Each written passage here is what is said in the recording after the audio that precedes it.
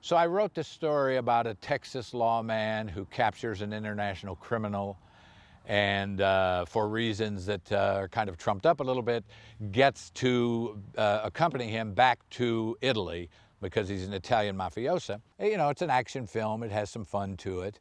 What happened is a distributor friend of mine came to me and said that he had a potential for a co-production between a Maltese company and ourselves.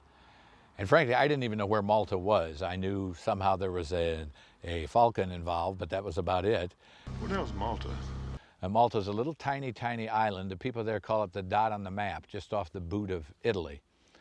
So the distributor and I got on a plane and we flew to Malta so that I could get an idea of what the terrain was like and what possibly could be done. It turns out that Malta has a major film industry. It's your move. Joe Don Baker is a friend of mine. We had done a couple of pictures previous to this. And he is from Texas and has a little bit of a southern accent. Great guy, terrific actor, and a wonderful person to work with. All right. Think you can take me? Go ahead on. It's your move. Not too crazy about traveling. He didn't really want to go, but I convinced him to go. I had to do the actual filming in Malta, and I couldn't cheat Malta for Rome because part of the deal with the Maltese production company was that we would identify the land that we were filming in as Malta because they thought it would help their tourism business. We will not be proceeding on to Sicily. We will be landing at the nearest island, Malta. So I had the bad guys make the plane land in Malta so they could help the mafioso that Joe Don was taking back to Rome so they could help him escape there in Malta. I think we were there 5 weeks and for filming. And the experience was very good. It was the first film that I made overseas. I've made a number since, but I enjoyed it. I enjoyed the people. The film has received mixed notices. It got a very good review in Daily Variety, and I like the film, but I like all my films.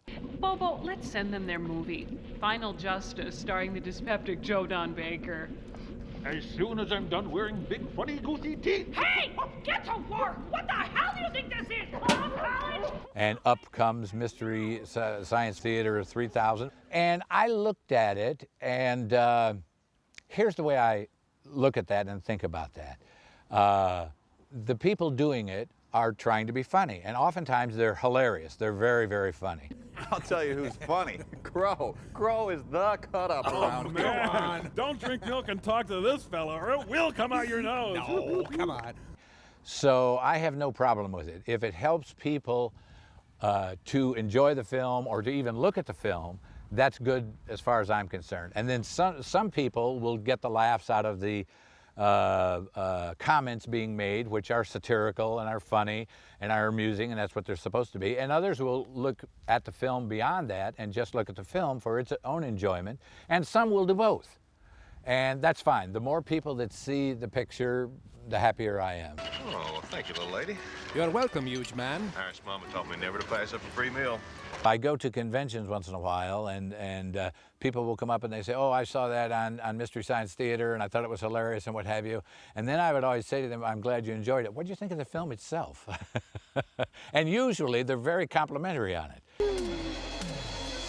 Oh, right in the lunch. Like punching a bag of Irish oatmeal.